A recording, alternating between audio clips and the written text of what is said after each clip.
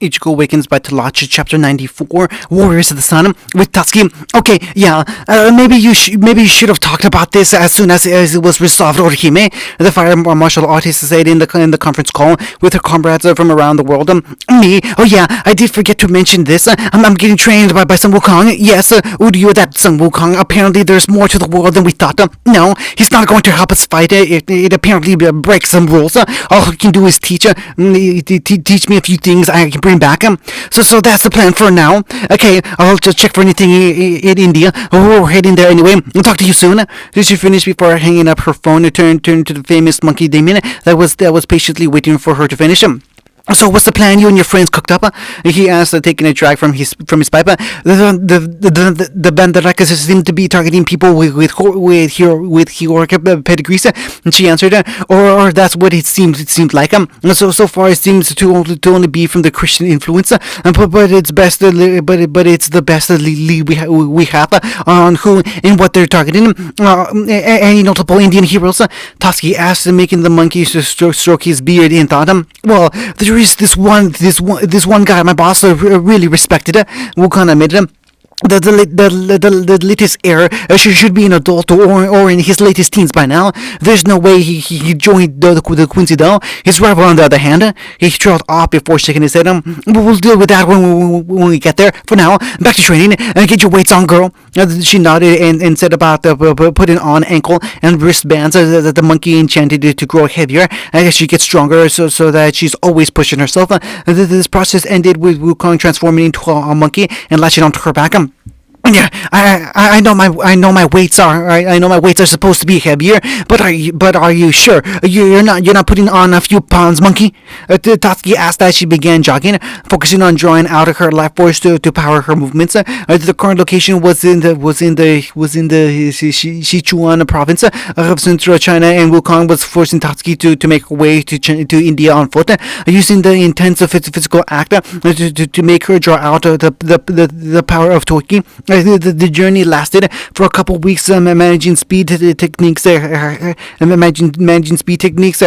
out greatly. Before they actually reached the country, her training was to run all day with heavy weights, occasionally striking a thick tree or large boulder into powder when the monkey ordered it. To sparring all night with sun with sun being particularly rough with the girl. Not even her Shunko gave her much help against him. Tatsuki only ever got 2 hours of sleep, one at dawn and the other at dusk. Her body was, oddly enough, mostly recovered after each hour, and Sun had her repeat the process until they got to India, while pushing her further every day. Well, here we are, Sun announced that after they finally crossed the border. Tatsuki continued to run as fast as she could, and she managed to avoid any border agents and keep charging deeper into the nation. Now, to find the latest descendant of Karna, I think he even has the same name, and that is Tatsuki asked, still running because Sun cracked her skull the last time she slowed down. He was a demigod. He was the demigod son of Surya, Hindu sun god, a hero of charity, and one of the few people my boss respects. Sun answered, tapping Tatsuki to signal her to stop him. He's an albino, the white hair, pale skin, but his eyes are blue. There should be a red gem in his chest. He wields a golden spear and should have golden armor. A little edgy, if I'm being honest. He described slipping off her back and transforming back into his more human form. Also a master fire user, so he could help you there. Not to find him. He scanned the distance, trying to sense some kind of trace in the target. The pair soon felt a great disturbance in the spirit energy around them, originating a few more miles to the south. I think that's him.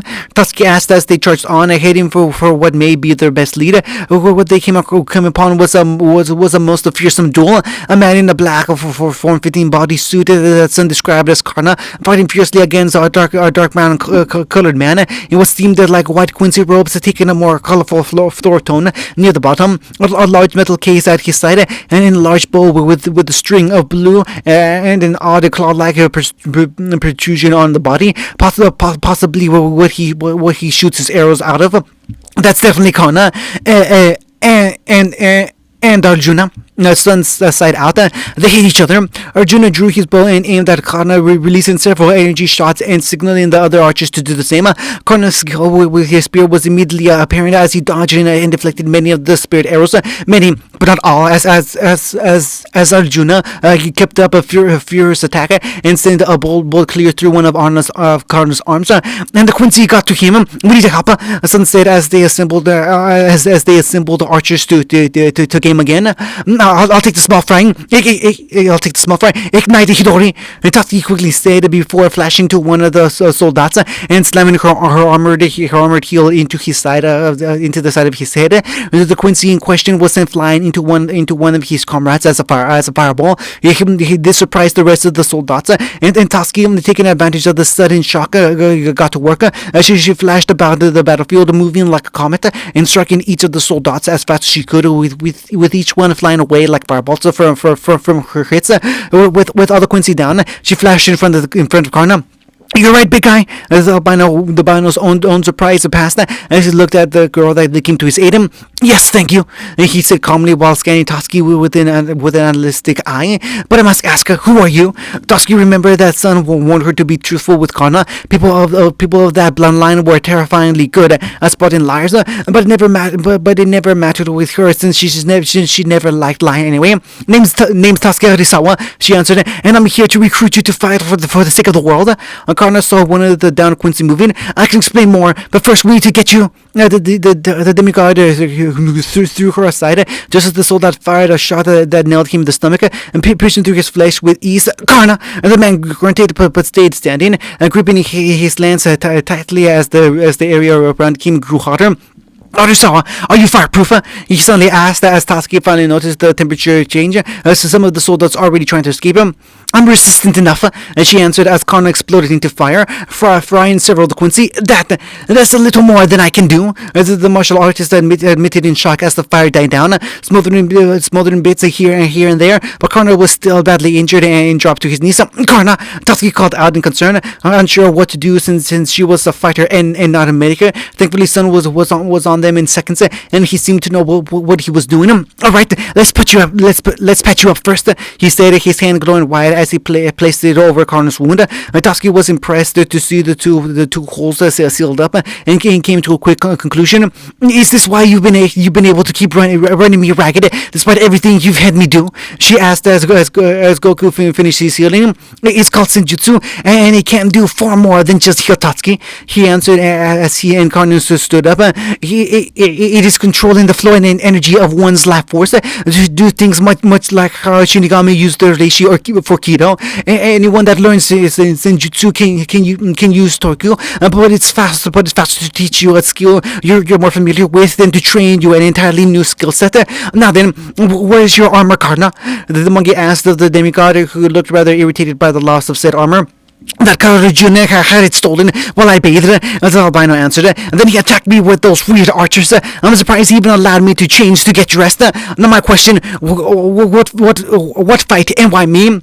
We'll explain as we move. Sun quickly said, turning back to a monkey and jumping onto Tatsuki's back. I've got a mountain where we can regroup at him. Move, Tatsuki, you've still got your weights on, girl. He ordered, smacking her into running. Karna shrugged his shoulders before joining his new allies, Wukong's mountain.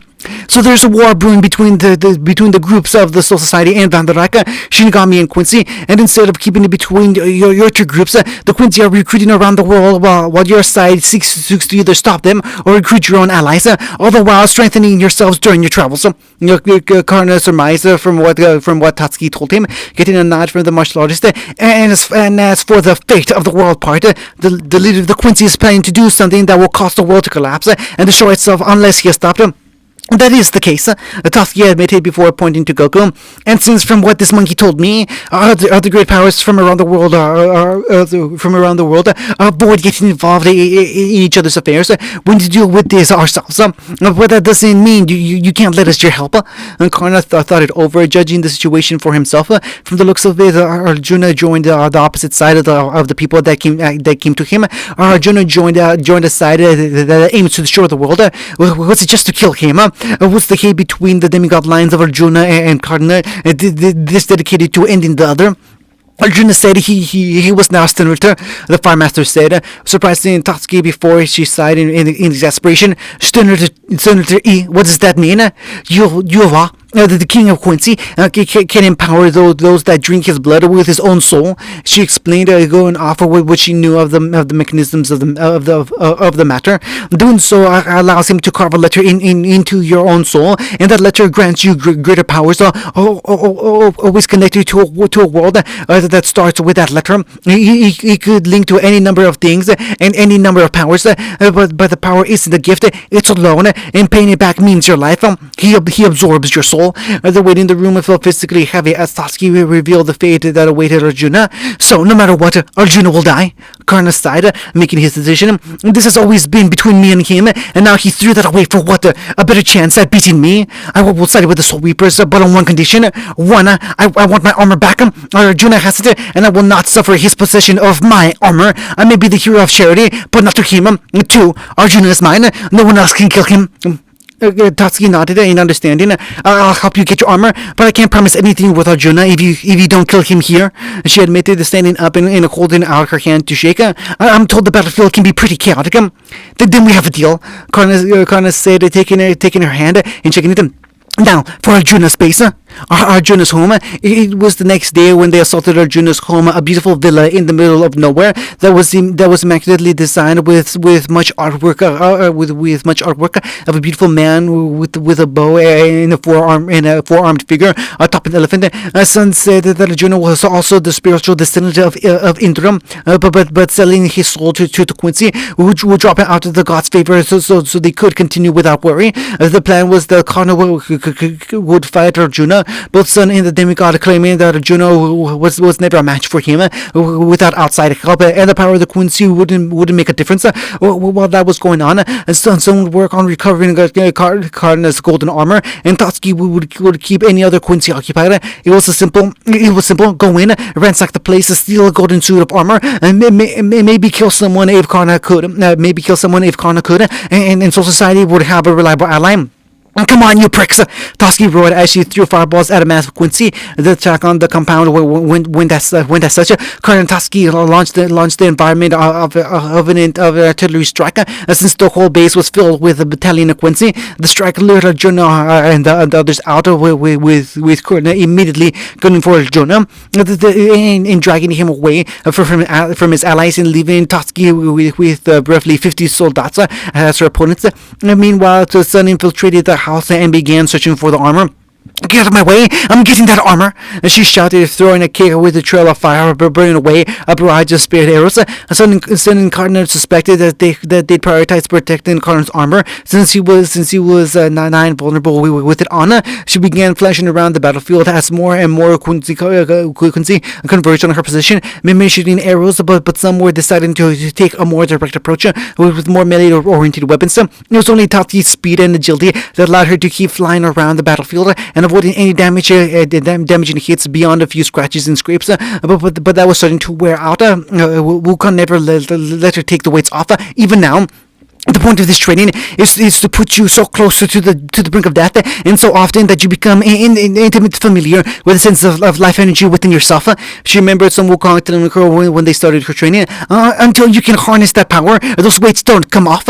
She did feel something when he left her as a broken and bleeding wreck the 10th time that they sparred, and she spent every day trying to get the feeling back and trying to focus on that and then the ever increasing weight on her body as they grew heavier was a sufficient distraction that ended with her getting shot through her leg. Crap! She cursed as she slipped, twisted her ankle and tumbled across the ground before slamming against the statue of an archer. She tried to get up, but the statue itself soon collapsed and fell on her, burying her in the rubble. The Quincy were pragmatic enough to not simply assume her dead and stuck around, watching and waiting with their bows at the ready. Natsuki herself felt oddly warm. It was a sensation that was only slightly different from her own spiritual fires, but familiar. The same sensation when she nearly died to Sun's brutal sparring. Either this is that life energy Torki is from, or I'm dying. She thought as she felt out that energy, feeling it wrap around her body like a soothing flame. It does feel like Shunko. She thought before pushing herself to her feet. All the rubble flying off of her body with explosive force. That was the signal for the Quincy as they released a barrage of arrows at her. To Tusky, the spirit missiles moved slowly as her senses went into overdrive. She barely felt herself move as she suddenly flashed into the center of the Quincy. Her fist raised high for a move. She hasn't used in a while. Funka, she said before punching the ground, creating a deep crater that was soon engulfed in a bubble of flame before turning into a tornado of fire. The result of Tatsuki putting in more energy into the attack than she ever had before. Run! One among the soldiers cried out as he tried to run, not even making it 5 steps before Tatsuki burst from the flames and decapitated him with the kick. The other survivors got over their own shock to attempt to run, and many were met with similar lethal strikes to their person by the empowered girl. Ha! And she cried out, sending out massive fireballs at the fleeing targets. See that, you old monkey? I think I got it. She then felt a hand on her head. Yes, you do. Time to sleep. She heard before blacking out. The sun catching her with gold armor in hand. Now, let's heal you up so you can still move when you wake up, he said as he gently laid her down, her skin bruising all over from internal bleeding, and pretty much all of your muscles got ripped up from activating that technique. This is going to take me longer than an hour to patch up. The monkey sighed, immediately getting to work as all the surviving Quincy fled. Another 5 minutes later, and Connor reappeared in front of him, slightly injured but nothing too serious. So what happened? I learned of his power, and then the coward fled. Connor stayed picking up his golden armor, not full plate armor. It seemed to cover his arms and legs with a spiked collar and red fur mane with 2 floating plates. He began placing on his body, and the metal seemed to fuse to him, giving a sense of divine radiance. He called it the endowed, and it looked like it healed him. He stayed silent for a moment, looking at the resting Tatsuki. The power of your body is a frightening thing, but I will not lose to him. I will fight for society in this war. I will kill Arjuna. Illustrated Guide to Soul Reapers, Divine Spanking. Well, Arjuna, someone's being a naughty little shit, aren't they? Wukong asked, interrupting the fight between the demigods while Tatsuki met with Karna. Arjuna drew his bowstring and shot 100 bolts at the monkey, only for Goku to deflect each one with his staff. Not naughty brats like you get punished. Extend. The staff in his hand shot forward like a bullet and smashed into Arjuna's nose. Damn you! The archer cursed, grasping his injured nose. Fall back! We're outmatched! He called out to his allies, quickly fleeing the scene. The great fighting Buddha merely scoffed. What weenies? Berserker progress. Is everything ready? Urahara asked Nozomi as they readied the first official test over the new Frankenstein model. Maduri was not present due to work with a volunteer for hollow-based weaponry testing. The perverted screams were heard throughout the entire building. After a lot of work, yes, Kujo admitted pulling up the mod souls chart. Would probably be easier to just restart her, but I did what I could. She can register damage, but can't actually feel anything, and she can't really talk aside from grunts. I was able to give her enhanced speed, durability, and strength. And the test you've designed, he asked, looking at the maze that Nozomi made with a large spikeless maze in the center with hollows on the other side. A maze for the standard intelligence testing and hollows for combat testing. The thing in the center of the maze is called